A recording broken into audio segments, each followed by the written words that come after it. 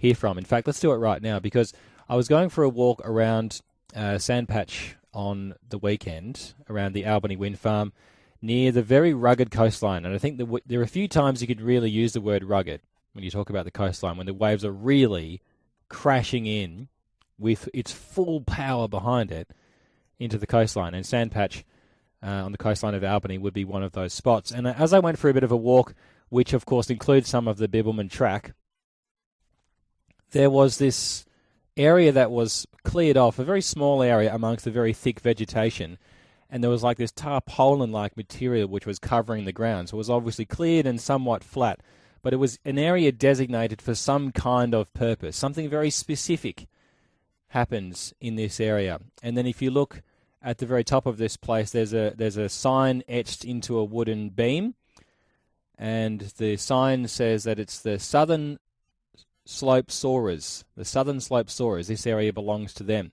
And I hadn't heard of this group before. I wonder if you know about the Southern Slope Soarers and what they do, and particularly what they do around the Sandpatch area. They're a group of model plane enthusiasts who launch and throw their remote-control gliders off the cliffs at Sandpatch, and then they let the wind take their planes for a fly. So these planes could be made of foam, it could be made of plastic or even wood. Obviously, it's a bit hard for radio to visualize a plane's flying, but this is a bit of what one of their videos sounds like.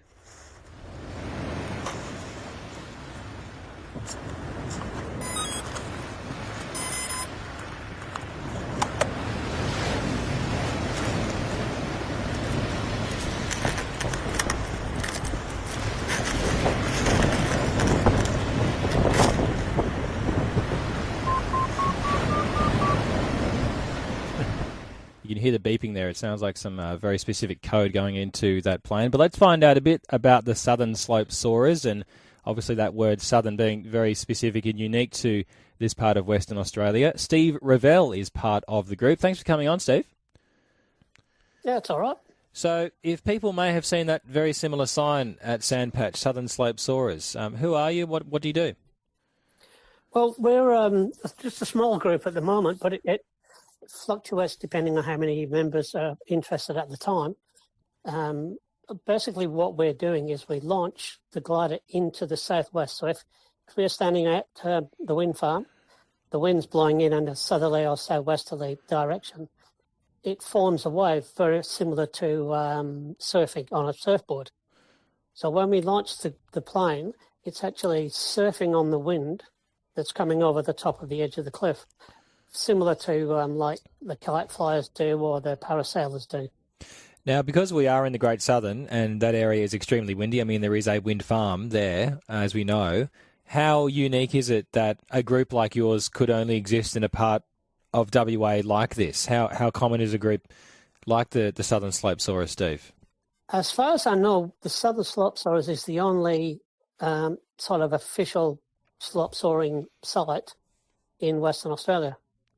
There are people who live in Perth and surrounds like this, Bunbury, a few other places, Collie, that actually do fly slope, but they fly off the west coast. Obviously, they're flying up and down the coast over that side. So we will get some that will actually come down for a visit, knowing that the southwest is in for a few days. And sometimes we will go to Perth or we'll go to the coast. We go to Cape Naturalist when there's a nice southwest on. And we'll just drive out in the morning, fly, and then come home again at night. So in WA, I'd say there's probably 25 or 30 people who fly slope soaring on a regular basis. And what do you love about it, Steve?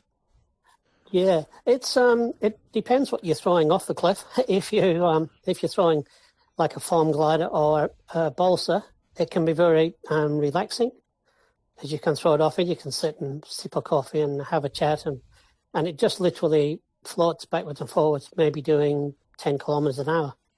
So you get a different kind of thrill. Obviously, if you have a good run, when you do your 10 laps when we're racing, it's more of an adrenaline rush. So they're completely opposite. You're either full of adrenaline or you're sipping coffee and chatting, you know. Is there? It doesn't sound. I mean, if it's as relaxing as sipping tea or coffee, is there a goal at the end, Steve, to try and achieve something, or is it just getting it in the air and watching it? Is there a certain circuit or something that if you manage to achieve it, you've hit the jackpot? Southern Slope Soarer style. If you're flying just like I said, this balsa or foam, it's more about the mateship and the friendship. There might be 5 people sitting there, and you're just chatting and. I do a lot of photography, so I take a lot of photos of the flying on the slope. And if it's a competition, it's the thrill of the competition competing against other people. Now, the group itself, Steve, has quite a bit of history to it. It's been going for about 20 years. Started with about 12 or 13 members, down to 3 or 4 these days. And this is a conversation we have with a lot of community groups around the Great Southern about declining membership for a variety of reasons. But what are your hopes for the future of your group, given the unique coastline we have here? What do you hope is the future of the Southern Slope Soarers? The group I'm hoping will sort of build up a little bit more. There's been a lot of problems because of COVID. I think COVID's caused a lot of problems in the community of moving around and flying. We're hoping to get back to somewhere around 6 or 8 flyers, hopefully. And we're hoping to get more people coming down from Perth to fly as well. And that part of the coast, Steve, Sandpatch, it's really very scenic, windy, but really nice views and quite special. What does it mean to you when you get there? Do you not get sick of that view? No, I never get sick of going out there and flying, unless it's raining. We do actually fly in the rain and the cold. But, yeah, I mean, we have that site you say at Sandpatch, which is at Turbine 10. That's leased through the City of Albany. So it's actually a registered flying site under CASA, and so we sort of get it to ourselves a little bit. If the parasailers fly by, they give us a wide berth, so we work in well with the parasailers. Very interesting, Steve. Thanks a lot for having a chat to me. That's all right, no problems at all. That's Steve